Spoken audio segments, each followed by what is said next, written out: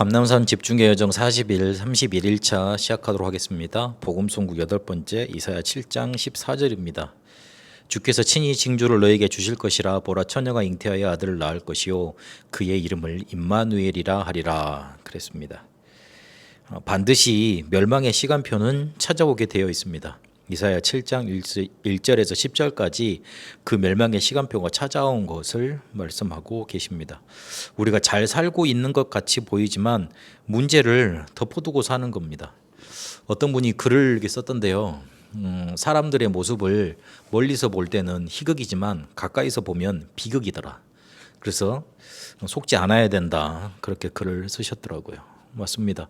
숨은 문제를 들키기 싫어서 숨겨놓고 삽니다. 근데 그게 잘 살고 그리고 잘 되는 것처럼 그렇게 착각할 수 있습니다. 아하스 왕 시대 주변에 그 당시에 주변 정세가 그랬습니다. 서로 막 이길 것 같고 서로 막 공격해 오면 이기고 전쟁에서 승리를 하니까 괜찮을 것 같았습니다. 그러나 속에서는 이미 무너지고 있었고 두려워하고 있었던 겁니다. 그런데 그렇게 잘 숨기고 있다가 한꺼번에 문제가 찾아 들어오면 겁부터 먹고 피하려고 그렇게 노력합니다. 아람과 에브라임이 동맹을 맺었다는 그 소문이 들려오니까 이스라엘 백성에게 두려움이 덮쳐왔던 것처럼 우리에게 혹시나 문제가 터져버리면 한꺼번에 문제가 또 와버리면 덜컥 겁부터 나버립니다. 그게 쌓이고 쌓여서 어느 순간에 보면 멸망의 시간표로 가게 되는 겁니다.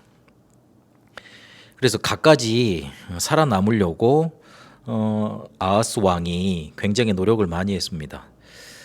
그래서 아수르에게 뭐도 갖다 주고 조공도 하고 그런 일들을 많이 하죠. 그러나 근본적으로 문제 해결은 되지 않고 그 해결과는 거리가 자꾸만 멀어지게 되어 있습니다.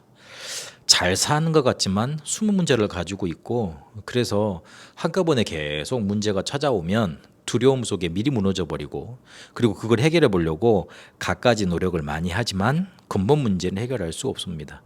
반드시 멸망의 시간표는 찾아오는데 그걸 이길 수가 없는 겁니다. 이때 하나님께서 구원의 길을 주셨습니다. 임마누엘, 내가 너희와 함께하겠다. 하나님이 너희와 함께하겠다. 너와 함께하겠다. 이 복음을 주신 겁니다. 그래서 징조를 구하라 하십니다. 그런데 구하지 않겠다고 거부합니다. 이게 바로 인간의 본성이고 인간의 의지입니다. 하나님이 여신 구원의 길보다 자신을 의지하는 게 더 합리적이고 안전해 보이기 때문에 그럴지도 모르겠습니다. 하나님께서 징조를 주시겠다고, 그래서 너희를 구원하겠다고 그러시는데 거부하는 거예요. 사람들 중에 혹시 그런 분들도 계시더라고요. 내가 힘이 없어서 이거를 채우기 위해서 하나님을 찾는 것 같아. 미안해서 하나님을 못 구하겠다, 못 믿겠다 하시는 분들도 있더라고요. 그래서 막 착하기는 착하다, 양심은 되게 좋다 그랬는데, 그래서 내가 비꼬는 말로 그랬어요. 그렇게 해서 구원받지 않을 이유는 없다. 그랬는데도 이렇게 너무 이렇게 막 착하고 그러신지는 몰라도 그렇더라고요. 그래서 사람이 하나님이 주신 징조까지도 거부하는 게, 그런 복음의 길까지도 구원의 길까지도 거부하는 게 인간의 본성입니다. 그런데 하나님은 처녀가 잉태하여 아들을 낳으리니 그렇게 말씀을 주십니다. 이사야 7장 14절에 보니까요. 남자의 후손은 같은 죄인이기 때문에 구원자가 될 수 없습니다. 그래서 처녀가 잉태해야 되는 겁니다. 남자를 알지 못하는, 남자의 씨로 태어나지 아니한 자. 이게 어디에서 시작됐습니까? 창세기 3장 15절에 여자의 후손이었습니다. 남자의 후손이 아니고 여자의 후손. 사람은 남자와 여자가 생물학적으로 만나져서 만들어집니다. 그렇게 돼 있습니다. 그런데 그걸 뛰어넘었는데 인간인 겁니다.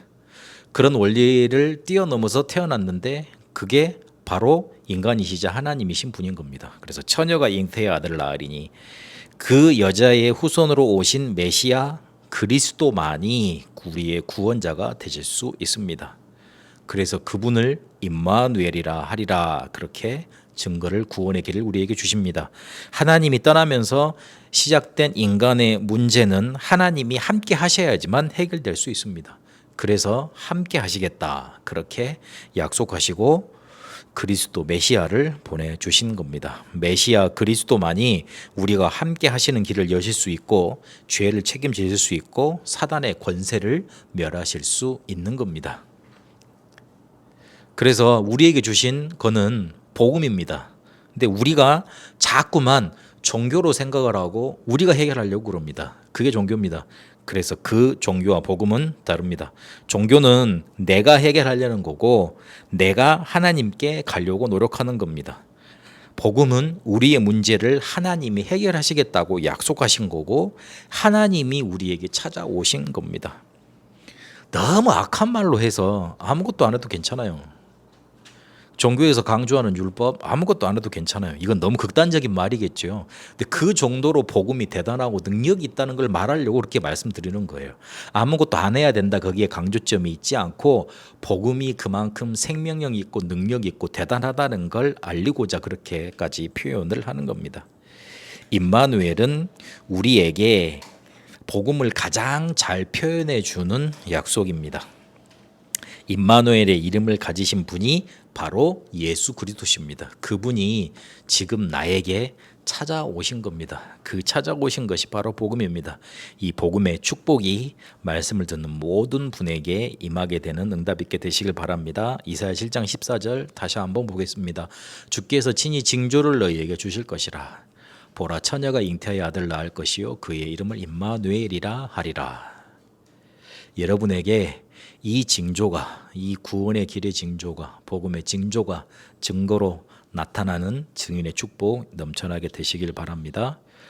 기도하시기 전에 고요한 시간 차단하는 시간을 가지시라. 그리고 호흡을 계속 연습을 하시라. 거기에다가 여러분이 깨달았던 말씀 그리고 언약을 얹으세요. 그렇게 기도 계속 이어가게 되시길 바랍니다. 그러면 반드시 내가 살아납니다. 숫자적으로 하루에 100번씩만 하면 살아나게 돼 있습니다. 짧게 이렇게 100번 하면 거의 한 5분 정도 시간이 될 겁니다. 그 정도로도 충분히 살아날 수 있습니다. 응답의 증인 되시길 바랍니다. 살아계신 하나님, 주님께서 준 징조 임마누엘 이 복음 붙잡고 살아나는 응답 누리게 하옵소서. 이것이 나의 증거 되도록 인도하옵소서. 예수 그리스도 이름으로 기도합니다. 아멘.